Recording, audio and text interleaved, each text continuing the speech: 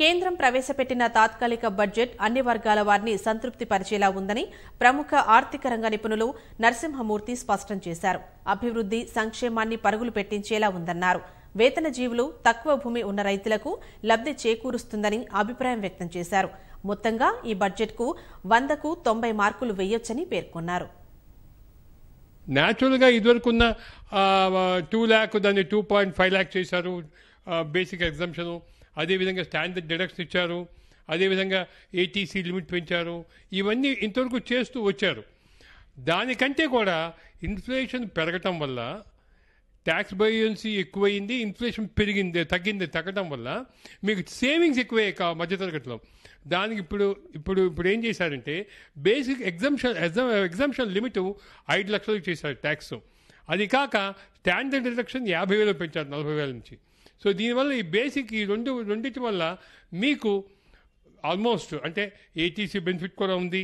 ఇవన్నీ కనుక చూస్తే మీకు ఆల్మోస్ట్ నియర్లీ 10 లక్షల దాకా ఆదాయం వచ్చినా కూడా సరిగ్గా కనుక ప్లాన్ చేసుకుంటే హౌసింగ్ లోన్స్ తీసుకుని దానికి కూడా 2.5 lakh వడ్డీ కట్టడానికి ఎగ్జామ్షన్ ఉంది. ఈ విధంగా అన్నీ కలిపితే నేరుగా 10 లక్షల ఆదాయం వచ్చేవాళ్ళు కూడా చక్కగా ట్యాక్స్ పే చేయకుండా ట్యాక్స్ ప్లానింగ్ చేసుకునేట్టుగా ఉందన్నమాట.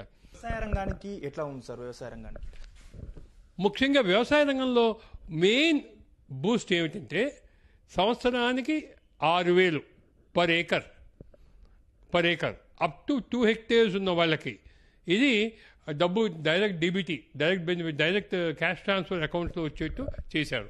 అది సంవత్సరంలో 3 సార్లు 2,000 2,000గా 3 సార్లుగా ఇచ్చేట్టుగా డైరెక్ట్ అకౌంట్కి ట్రాన్స్ఫర్ అయ్యేట్టుగా చేశారు. దానికి ఫస్ట్ 2,000 నెక్స్ట్ 1 month లోపల వేస్తామని చెప్పారు. సో దీనికి మరి డేటా కలెక్షన్ టైం ఎంతవరకు వస్తుందో చూడాలి. ఏప్రిల్ లోపల ఫస్ట్ 2,000 వేస్తామని చెప్పారు.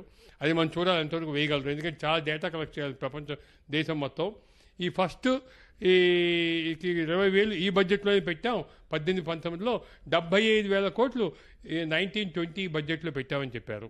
సో అది చాలా బాగుంది. అది కాకుండా ఇంట్రెస్ట్ సబ్వెన్షను అంటే కెలామిటీస్ వచ్చినా కూడా ఇంట్రెస్ట్ సబ్వెన్షను, అదేవిధంగా ఫార్మర్స్కి రెగ్యులర్గా పే చేస్తే ఇంట్రెస్ట్ సబ్వెన్షను, లోన్ రీపే చేస్తే మళ్ళీ ఇంట్రెస్ట్ సబ్వెన్షను.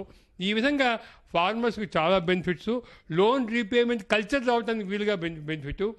ఈ క్యాష్ ట్రాన్స్ఫర్ వల్ల వాళ్ళకి పెట్టుబడికి అంటే వ్యవసాయంలో పెట్టుబడికి విత్తనాలకు కానివ్వండి, లేకపోతే పెస్టిసైడ్స్కి, ఇన్సెక్టిసైడ్స్ వాడటానికి ఇన్పుట్ సబ్సిడీగా చాలా బాగా ఉపయోగపడుతుంది. ఇన్ఫ్యాక్ట్ ఈ విధంగా లోన్ వేవర్లు చేసినా ఇదివరకు ఇంట్రెస్ట్ వేవర్లు చేసినా రియల్ ఫార్మర్స్కి బెనిఫిట్ కాలేదు. ఎందుకంటే చిన్న ఫార్మర్స్కి బ్యాంకుల లోన్స్ రావు, పెద్ద ఫార్మర్స్ బాగుపడ్డారు. ఈ విధంగా చేయటం వల్ల ప్రతి ఫార్మర్కి ఉపయోగపడుతుంది అనమాట. ప్రధానంగా బ్యాంకింగ్ సెక్టార్పై ఎట్లాంటి ప్రభావం ఉంటుంది సార్? ఈ బడ్జెట్లో బ్యాంకింగ్ సెక్టార్ అంటే ఒక విధంగా లోను సబ్వెన్షన్ ఇవ్వటం వల్ల, రెగ్యులర్ ప్రిన్సిపల్ పేమెంట్ చేయటం వల్ల కూడా ఇంట్రెస్ట్ సబ్వెన్షన్ ఇచ్చారు. కాబట్టి నా ఉద్దేశంలో బ్యాంకింగ్ సెక్టార్కి లోన్ రికవరీ బాగా ఉంటుంది. లోన్ రికవరీ ఇంప్రూవ్ అయ్యే అవకాశం ఉంది. మళ్ళీ అగైన్ బ్యాంకింగ్ కల్చరు ఈ వేవర్ మానేసి కనుక ఫ్యూచర్లో ఇలా డైరెక్ట్ క్యాష్ ట్రాన్స్ఫర్స్ కనుక ఫార్మర్స్కి చేస్తే బ్యాంకింగ్ సెక్టార్లో డిసిప్లిన్ వస్తుందని నా ఉద్దేశం. అది కూడా ఇంప్రూవ్ అవుతుందని నా ఉద్దేశం. కొన్ని కొత్త పథకాలు కూడా తీసుకొచ్చారు, అవి ఎట్లా ఉండబోతున్నాయి? ముఖ్యంగా కొత్త పథకం అంటే అనార్గనైజ్ సెక్టార్కి అంటే కాంప్రహెన్సివ్ సోషల్ సెక్యూరిటీ స్కీమ్ కింద 10 కోట్ల మంది వర్కర్లు ఉన్నారు.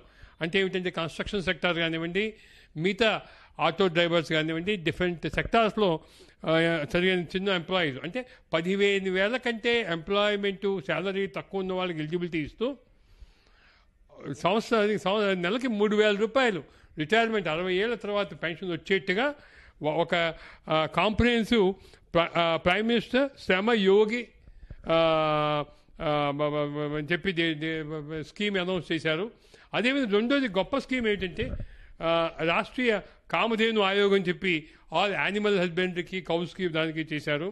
ఫిషరీస్కి సపరేట్ స్కీమ్స్ అనౌన్స్ చేశారు.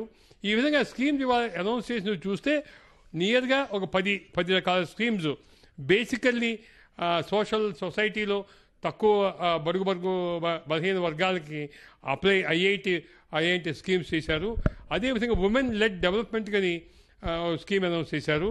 ఎంఎస్ఎంఈస్కి 2% సబ్వెన్షన్ అనౌన్స్ చేశారు. ముఖ్యంగా చాలా ముఖ్యమైనది ఏంటంటే మధ్యతరగతి స్మాల్ అండ్ మీడియం స్కేల్ యూనిట్లు ఆల్మోస్ట్ 85% మనకి ఎంప్లాయ్మెంట్ జనరేషన్ చేస్తుంది ఇండియాలో. అలాంటి వాటికి 2% సబ్వెన్షన్ కూడా, ఇంట్రెస్ట్ సబ్వెన్షన్ కూడా అనౌన్స్ చేయటం అయింది. ఓవరాల్గా మన ఎకానమీ మీద ఎలాంటి ప్రభావం చూపిస్తుంది సార్ బడ్జెట్? ఎకానమీ మీద ఈ ఫార్మర్స్కి డైరెక్ట్ ట్రాన్స్ఫర్ కానివ్వండి, మధ్యతరగతి వాళ్ళకి 5 లక్షల దాకా ఇన్కమ్ ట్యాక్స్ బెనిఫిట్ పెంచడం కానివ్వండి, వేరియస్ స్కీమ్స్ అనౌన్స్ చేయటం వల్ల కానివ్వండి, ఈ మొత్తం బడ్జెట్ కనుక మనం చూస్తే దీనివల్ల ఎక్స్పెండిచర్ పెరిగి, అంటే డిస్పోజబుల్ ఇన్కమ్ కామన్ మ్యాన్లో పెరిగి జీడిపికి మినిమం 1% బూస్ట్ ఇచ్చేట్టుగా ఉంది. అంటే ఏమిటంటే మనం ఇంతసేపు ఈ ఇయర్ 7.5, నెక్స్ట్ ఇయర్ 8 అనుకుంటున్నాం, దానికి 1% బూస్ట్ ఇచ్చేట్టుగా ఉంది. ఎంప్లాయ్మెంట్ జనరేషన్ పెరిగేట్టుగా ఉంది. ఓవరాల్గా ఈ budget not only welfare but also growth oriented plus reform oriented. చాలా రిఫార్మ్స్ ప్రపోజ్ చేశారు. ఈ విధంగా కాంప్రహెన్సివ్గా చెప్పాలంటే 90 out of 100 మార్క్స్ వేసే బడ్జెట్లో ఉంది. దానికి ఈ బడ్జెట్ వేతన జీవులతో పాటు ఇటు అన్ని వర్గాలకు అనుకూలంగా ఈ బడ్జెట్ ఉందని చెప్పి ఆర్థిక రంగ నిపుణులు నరసింహమూర్తి చెప్తున్నారు. కెమెరా పర్సన్ రాంబాబుతో కార్తిక్, ఈటీవీ న్యూస్, హైదరాబాద్.